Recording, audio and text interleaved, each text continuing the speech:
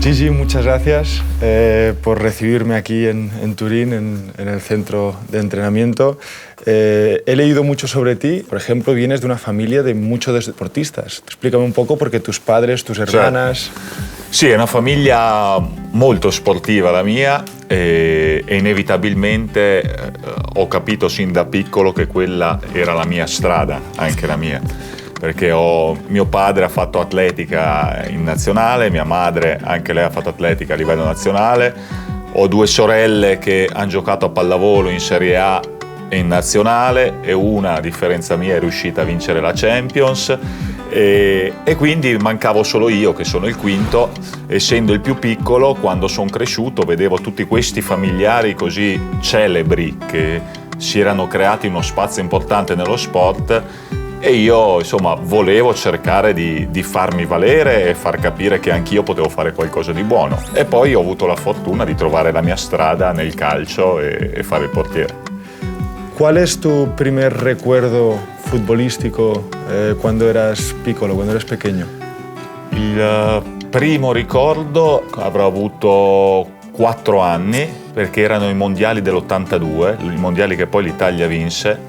Yo no había nacido. Sì.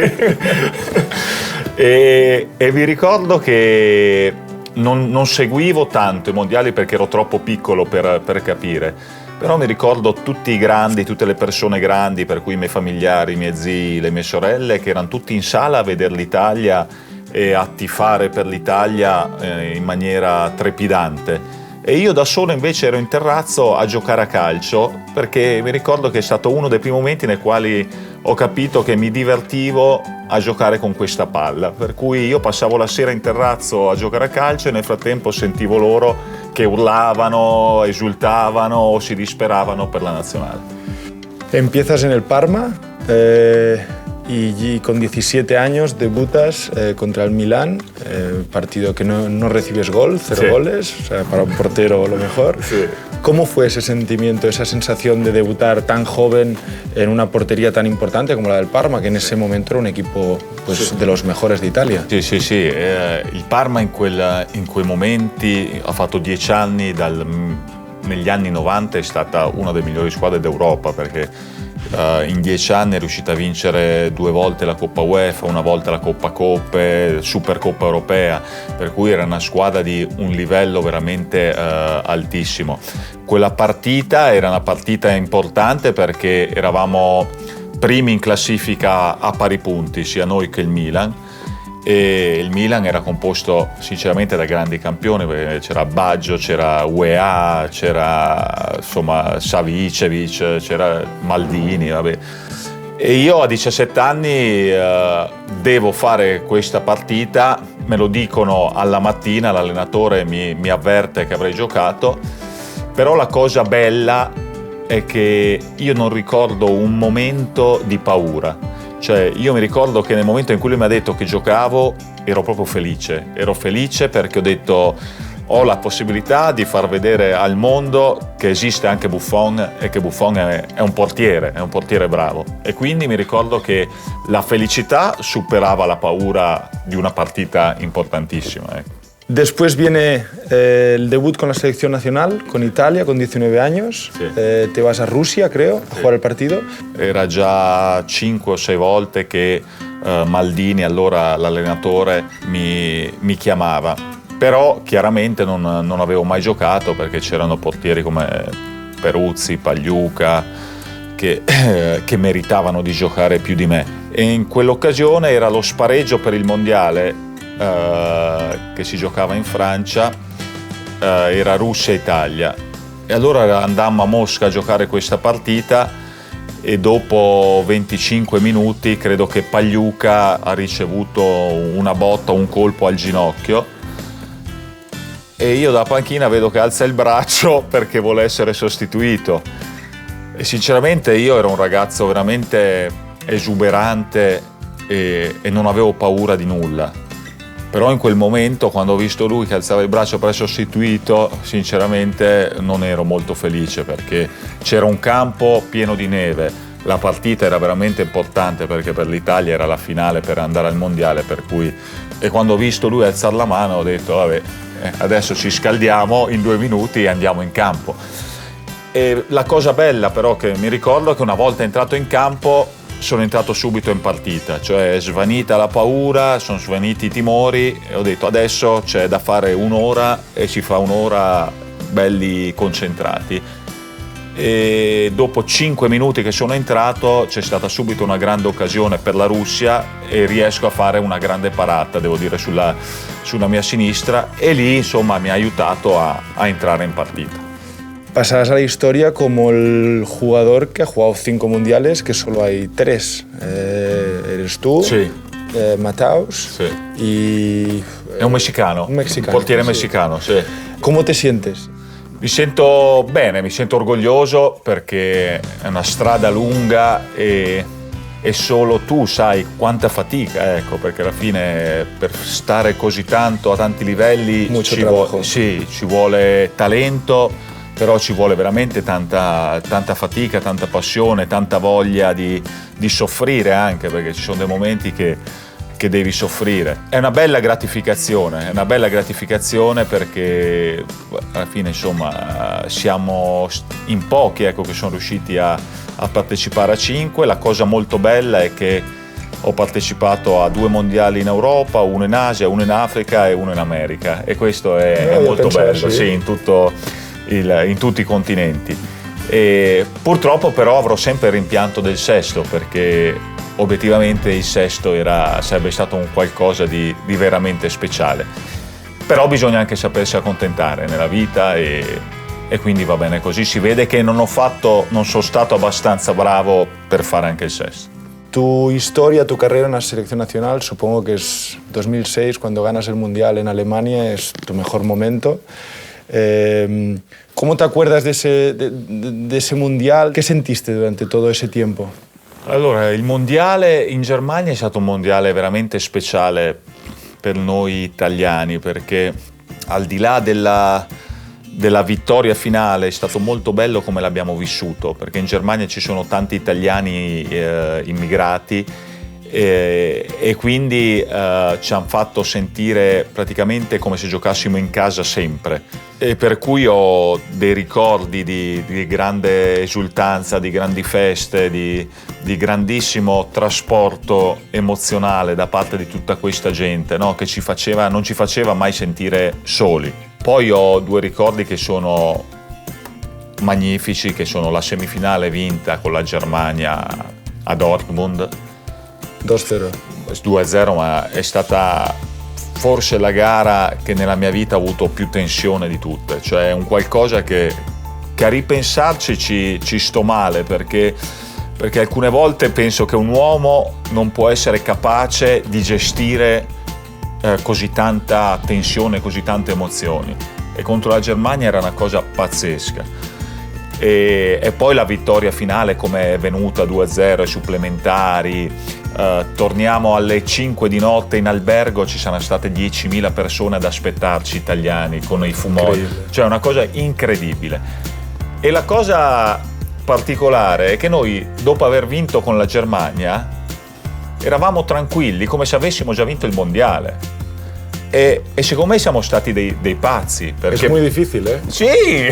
Cuando ya llegas a la final y celebras como ya has ganado el Mundial, es lo peor. Sì, è la peggiore cosa. Ma siamo stati dei pazzi perché ora che sono passati 12 anni, quando guardo la formazione della Francia, dico, ma erano fortissimi. Cioè, noi pensavamo di avere già vinto, ma giocavamo contro una squadra pazzesca, no?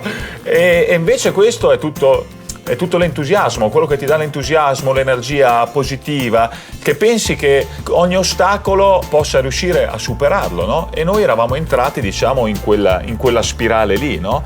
Di essere una squadra che non aveva più paura di nessuno e sapeva che qualsiasi avversario avesse incontrato avrebbe vinto. La finale con la Francia ho avuto meno tensione rispetto alla Germania, paradossalmente, però mi ricordo che mentre con la Germania la sera prima ero riuscito a dormire un 6-7 ore, con la Francia la sera prima avrò dormito 2 ore. Quello sì, e e mi ricordo proprio questo malessere, perché sono, come ho detto prima, delle emozioni forti che fai fatica a gestire e fai fatica a riposarti e diventa complicato.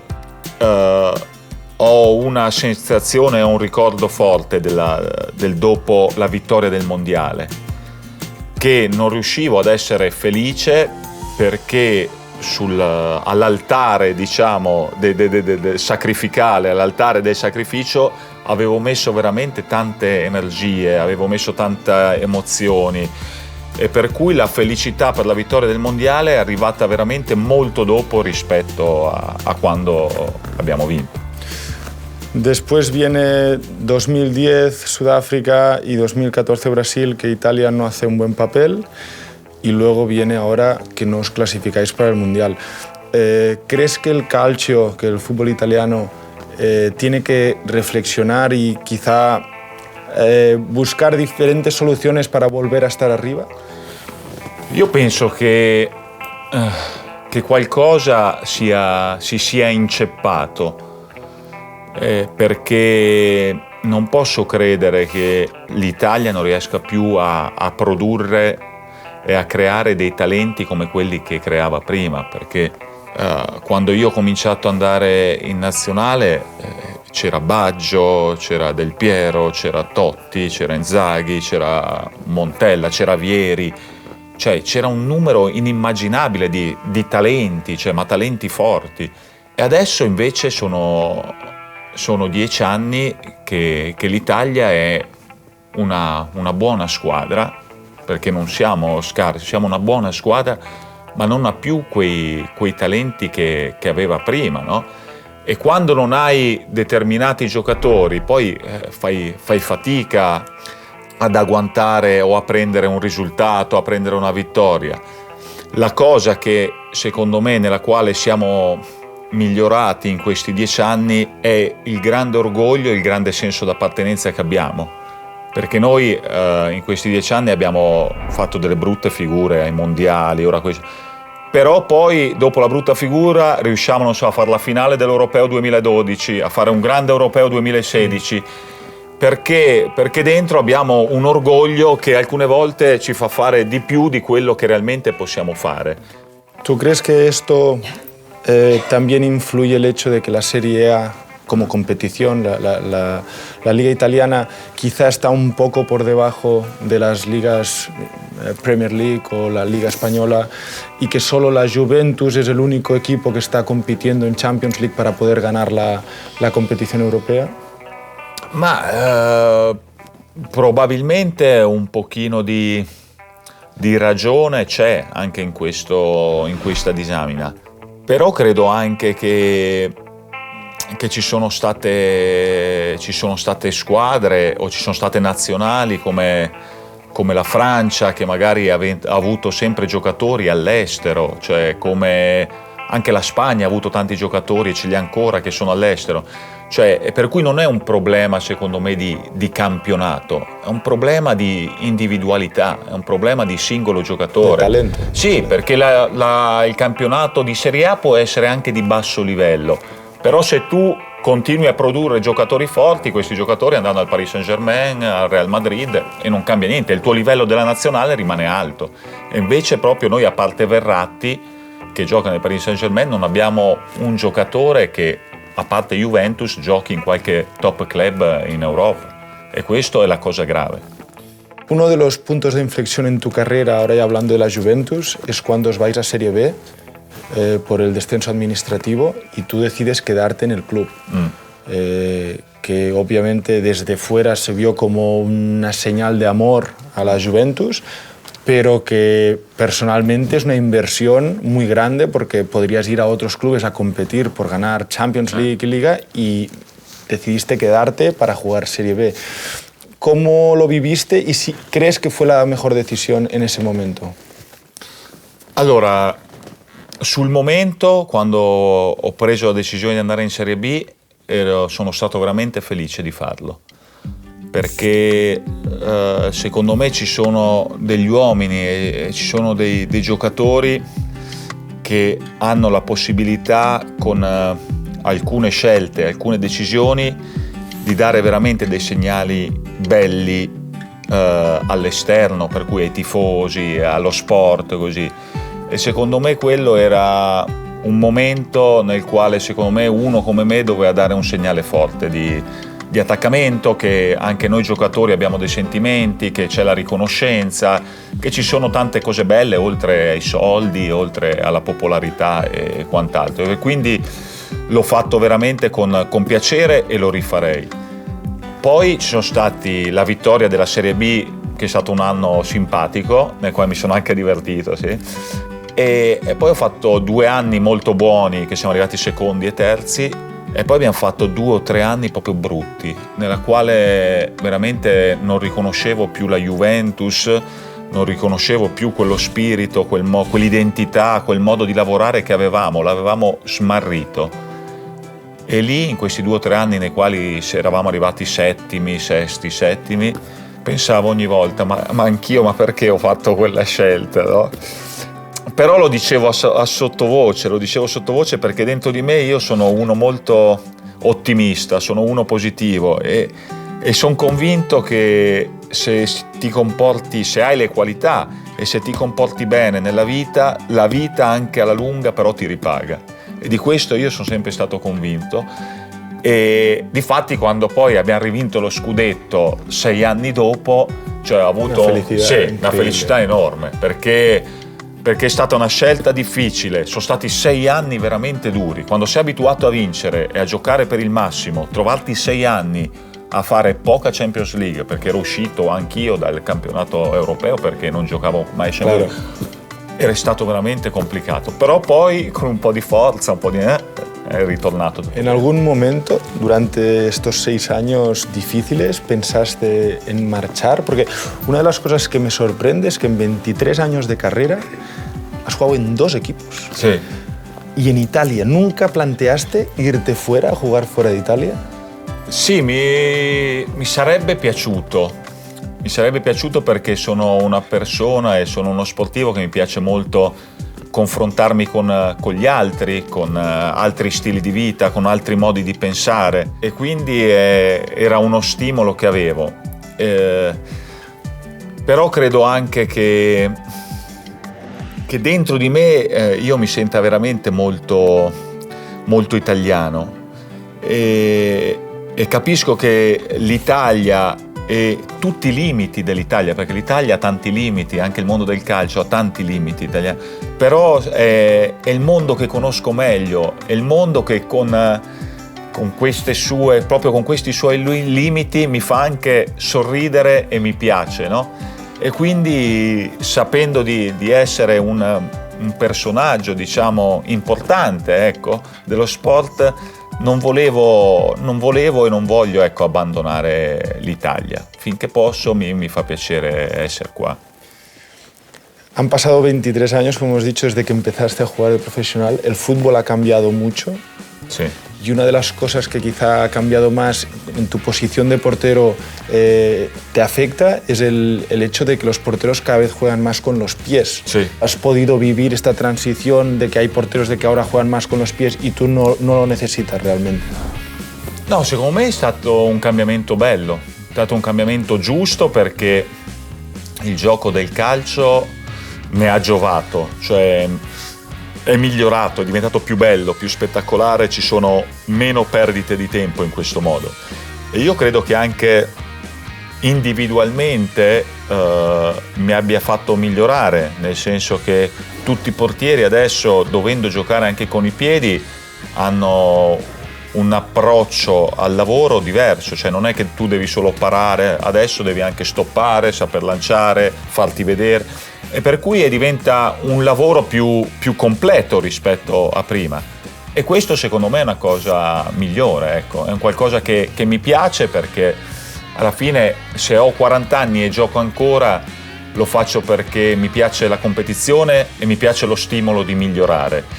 Dijiste hace unos meses que este podía ser tu último año, pero antes he estado con Chiellini hablando y me ha dicho que a lo mejor vemos Buffon para más años.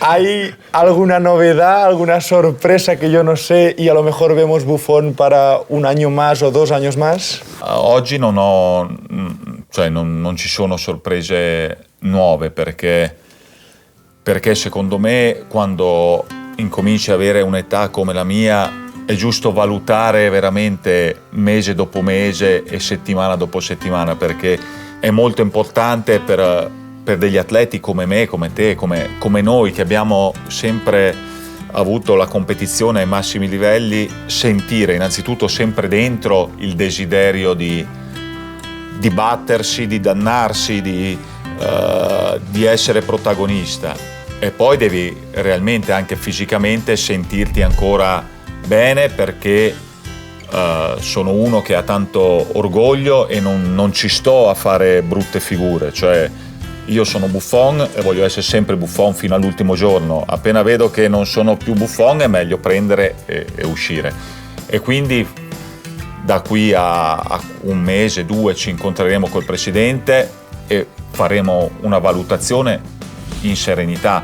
Sono una persona in questo momento molto felice e molto serena, e quindi se vado avanti e gioco sono contento perché sto in un ambiente bello, un ambiente sano, tanti amici, lo spogliatoio e tutto, e so però che posso dare il mio contributo in campo. Se non posso fare questo non c'è problema, cioè va bene uguale, è stata una bellissima carriera ugualmente. ¿Tienes miedo a la retirada? Es decir, has estado más años siendo profesional que no profesional. Sí. Entonces, ¿tienes miedo a la retirada de dejar el fútbol y encontrarte una nueva vida que no sabes cómo va a ser? Io se ti dicessi che non ho paura probabilmente direi una bugia, però dentro di me ho la tranquillità e la serenità che, essendo una persona molto curiosa, il giorno che non giocherò più a calcio so che avrò modo di non annoiarmi, di stimolare il cervello, perché alla fine per noi calciatori o per noi gente che ha sempre avuto stimoli molto forti, la cosa più importante è avere sempre il cervello in azione, avere sempre un qualcosa per il quale svegliarsi, per il quale lavorare. E in questo secondo me io sono uno che non si annoierà mai e quindi non subirò troppo l'uscita di scena del palcoscenico. L'unica complicazione secondo me è il fatto che per 23 anni ho avuto delle persone che mi hanno organizzato la vita, perché alla fine tu sai che la mattina c'è allenamento, ti danno l'orario, il pomeriggio e avere invece 24 ore dopo libere nel quale tu ti devi organizzare la vita e fare una scala, ecco, quella è l'unica cosa che può diventare una complicazione. ¿Crees que estarás relacionado en el fútbol? ¿Hay algún papel, algún trabajo que te gustaría hacer una vez te retires? Vorrei fare tutti i corsi, diciamo, formativi, cioè imparare a fare bene se si può il dirigente, a fare bene se si può il direttore sportivo, a fare bene se si può l'allenatore. E poi con calma, secondo me, scegliere una strada e andare dritto su quella. Para terminar, leí en una entrevista que dijiste que el fútbol te hace ser mejor persona. ¿Qué hubiera sido Buffon si no hubieras sido futbolista? Ma sarei stata una persona peggiore, quello sicuramente, e poi io immagino che potrei essere stato, non so, un professore di educazione fisica probabilmente, come hanno fatto i miei genitori, perché l'indirizzo era quello ed era la cosa che mi è sempre piaciuta, stare in mezzo ai ragazzi e allo sport. Però ti dico che il calcio mi ha reso una persona migliore perché non sono... Ho sempre concepito il gruppo come l'aspetto più importante, no? E quindi col gruppo, con tutti gli altri ragazzi è molto bella la condivisione, no? Delle vittorie, anche delle sconfitte, e questo fa sì che tu diventi meno egoista, e per cui l'essere meno egoista secondo me è molto bello, cioè essere altruista, condividere con gli altri, secondo me è la cosa più bella che ti possa dare la vita. E E poi secondariamente, diventando molto popolare, succede che, come in tutte le cose, ci sono aspetti positivi e aspetti negativi. Gli aspetti negativi sono che quando magari fai un qualcosa di sbagliato, immediatamente finisci sui giornali, telegiornali e vieni praticamente bacchettato in maniera anche esagerata.